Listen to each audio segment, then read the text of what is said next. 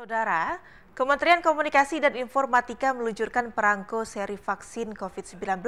Perangko ini bergambar Presiden Jokowi mengenakan kemeja putih dan masker saat sedang disuntik vaksin COVID-19.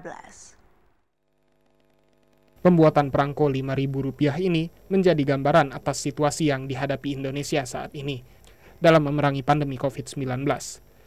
Kepala Kantor Pos Besar Merdeka Palembang Risdayanti menjelaskan, ada 7.000 keping perangko seri COVID-19 yang masuk kota Palembang.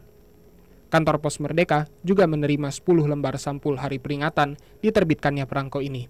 Ada dua desain ya, yang satu warnanya backgroundnya warna orange, yang satunya background biru, warna biru.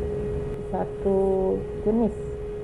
jenis dengan nilai nominal yang sama sebesar 5.000. Kemenkominfo telah menerbitkan 2 jenis perangko seri vaksin COVID-19, warna merah dan biru. Selain terdapat gambar Presiden Jokowi, perangko itu juga bertuliskan vaksinasi COVID-19 dan tulisan tanda pagar vaksinasi aman dan halal. Andi M. Said, TVRI Sumsel melaporkan.